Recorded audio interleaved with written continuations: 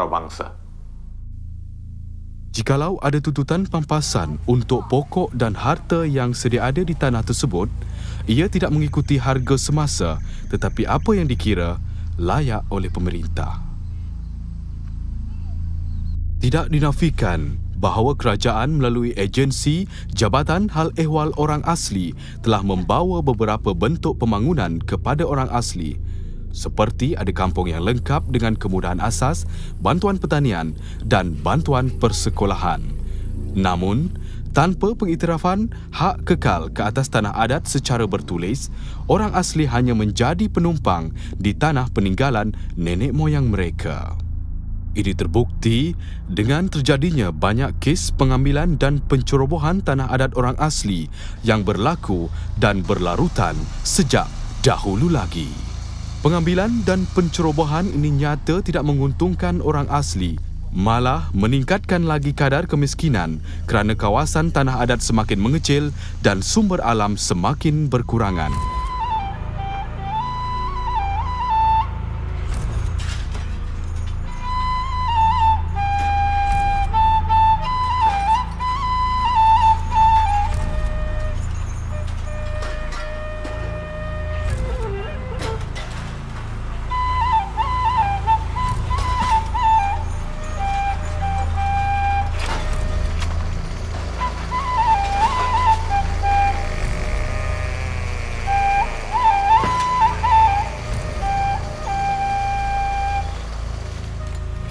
Pada tahun 1974, tanpa pengetahuan orang asli, Akta 134 telah dipinda untuk menempatkan semula orang asli di satu kawasan yang dipanggil RPS, Rancangan Penempatan Semula, yang mirip Felda.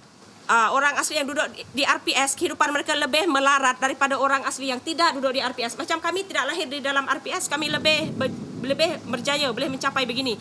Tapi orang asli yang duduk di bawah RPS sangat sengsara. Macam RPS Pusbetau, sampai 2 kampung mengambil tindakan sekarang setelah 32 tahun berada dalam RPS, mereka sudah keluar dari RPS Betau. Sebab 32 tahun, 18 kampung ditempatkan dalam satu tempat, apa mereka boleh buat?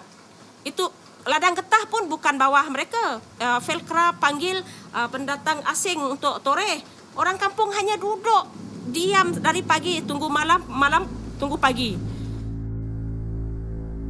Kerajaan telah memperkenalkan satu projek menjana pendapatan iaitu tanaman semula komersial yang merupakan rancangan pembangunan di atas tanah rezerv orang asli. Rancangan ini tidak banyak memberi kesan positif kerana tidak cukup mengira jangka masa panjang kehidupan orang asli. Kelapa sawit sudah ada. Kelapa sawit berapa? 646 hektar. Dia kata itu hak kami orang asli di RPS Jenang. Tetapi bila ada pengarah datang, kami bertanya, siapa yang punya kebun, siapa yang punya sawit. Jadi pengarah tidak jawab. Jadi saya sudah sedar. Jadi sekarang ni pun hasil sawit pun tidak cukup. Tetapi mula sebelum dia tanam ke tempat kami, dia kata itulah hak kami. Itulah kepunyaan kami. Dengan terlaksananya dasar-dasar tersebut, orang asli dikenakan hutang.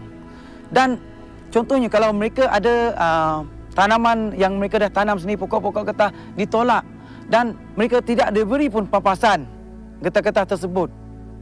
Ada resam orang asli. Katanya orang asli bodoh, malas. Tapi bila orang asli dah berkebun, kenapa jadi macam ni orang asli? Kenapa kebun orang asli tak ditolakkan? Projek pembangunan tanam semula komersial dan rancangan penempatan semula ini telah menyebabkan tanah adat orang asli banyak yang hilang dan hanya diganti dengan dividen 30% sahaja. Macam saya berapa anak bapak saya, pakcik saya. Kalau duit 300 kita nak bayar sekarang, elektrik dah ada. Nak pakai motor, minyak motor, nak hantar anak ke sekolah. Jadi mana nak cukup? Dulu memang mereka nak laksanakan projek-projek TSK di kampung saya, tapi kami tidak bersetuju. Kami katakan kalau nak dilaksanakan TSB boleh, tapi di luar kawasan reserve. kami beritahu macam itu. Tapi mereka tak nak. Tanah ni tanah pusaka dari datuk nenek moyang dulu. Lagipun tanah ni tanah adat kita orang asli. Jadi saya pun tak salah kerja. Saya kerja pun untuk nak tanam padi, bukan untuk apa pun. Inilah bekas tanah adat orang asli Bukit Lanjan di Selangor yang dimajukan oleh MK Land setelah mendapat kebenaran daripada kerajaan pada tahun 1980. Sebagai pampasan, kerajaan telah membina banglo untuk penduduk Bukit Lanjan, tetapi sebaliknya, mereka dikenakan cukai pintu dan premium tanah yang tinggi ke atas tanah mereka sendiri. Mengikut pada kaum sini, orang asli di Bukit Lanjan, dia ada kerajaan telah memberi rumah banglo, rumah teres, rumah pasapuri dan sebagai lagi tanah sebagai gantian 6.5 ekar. Tapi kita yang tak puas hati tu tentang cukai dia terlalu tinggi. Itu je lah. Terlalu tinggi, kalau dapat kerajaan dihapuskan pada cukai ni. Sebab ni pun tanah kita, bukan tanah orang lain. Hutan yang berdekatan di mana orang asli masuk untuk mencari rezeki sama ada untuk tujuan tunai dan sara diri kini telah tiada. Jika ada pun, mereka tidak boleh masuk kerana kawasan tersebut sudah dimiliki oleh orang luar. Getah dan tanaman-tanaman yang lain pun sudah tiada. Akibat daripada itu, orang asli Bukit Lanjan kehilangan tanah adat. Kita dah tempatkan 170 keluarga orang asli yang terlibat di Bukit Lanjan. Tapi mana kan duduk rumah banglo. Tapi pencari makan tak ada. Kami nak makan ubi, nak makan keledek. Dia ada surat saya bagi Tan Sri.